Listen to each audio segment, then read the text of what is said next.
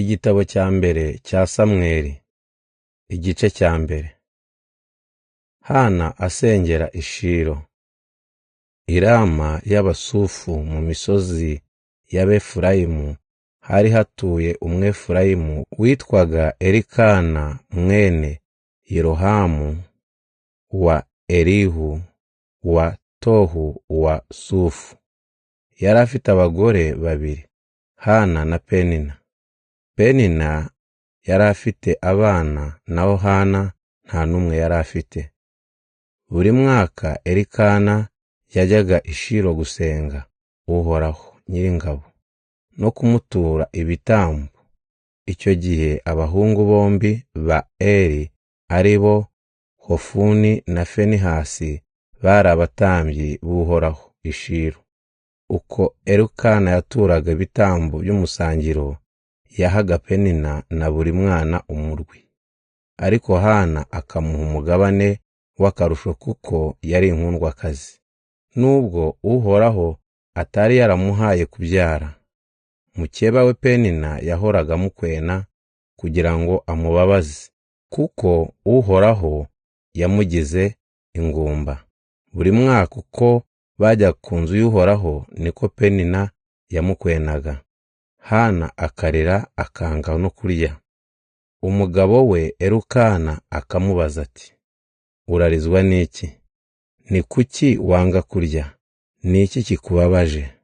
Mbese sinkurutira abahungu 10? Hana na Eli. Umunsi umwe bari i Shilo bamaze gufungura, Hana arahaguruka ajya gusenga.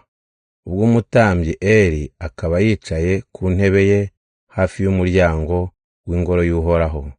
Hana yari afite agahinda kenshi, arira cyane, nuko ahiga umuhigo agira ati, Uhoraho Nyiringabo, reba akababaro umuja wawe ndimo, unyiteho ntuntererane, ahubwo umpe akana k'agahungu. Niyemeje kuzakakwegurira burundu, kandi ntikazigera kogoshwa. Hana amara umwanya muremure asenga Uhoraho. Eli yaramwitegerezaga, akabona iminwa inyeganyega, ariko ntagire icyo yumva kuko yasengaga bucece. Nuko Eli agira ngo Hana yasinze, niko kumubwira ati, uzakomeza gusinda kugeza ryari? Waretse inzoga?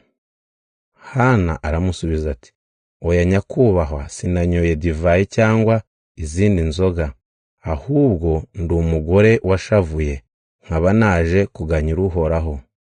Ishavu n'agahinda byandenze, nibyo natinze mbwira Uhoraho.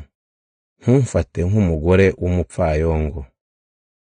Eli aramubwira ati, genda amahoro, kandi Imana y'Abisiraheli iguhe icyo wayisabye. Hana nawe ati, nyakubahwa, ubonye nakugizeho ubutoni. Nuko Hana aragenda, yemera kurya, no mu maso he haracya. Ivuka rya Samweli. Bukeye Elikana n'urugo rwe bazinduka bajya kuramya Uhoraho. Barangije gusubira iwabo i Rama, Elikana aryamana n'umugore we Hana, maze Uhoraho yumva isengesho rye. Hana asama inda, abyara umuhungu, amwita Samweli, kuko yagiraga ati, namusabye Uhoraho. Uwo mwaka Elikana asubira i Shilo hamwe n'urugo rwe gutura Uhoraho igitambo cya buri mwaka n'icyo guhigura umuhigo.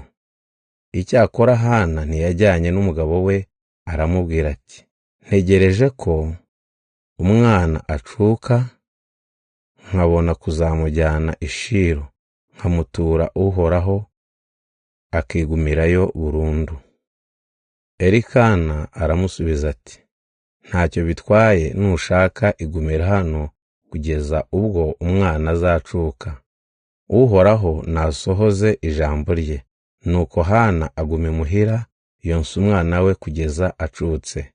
Amaze kumucutsa, ahita amujyana mu nzu y'Uhoraho i Shilo, nubwo yari akiri muto. Hana n'umugabo we bajyana ikimasa cy'imyaka 3 n'ibiro 10 by'ifu n'uruhago rw'uruhu rwuzuye divayi. Nuko batamba cya kimasa, naho umwana bamushyikiriza Eli.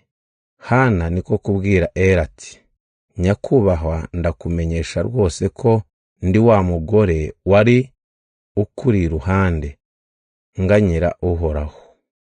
Uyu mwana niwe nasabaga, none Uhoraho yaramumpaye. Nanjye rero mutuye Uhoraho, azibere uw'Uhoraho ubuzima bwe bwose.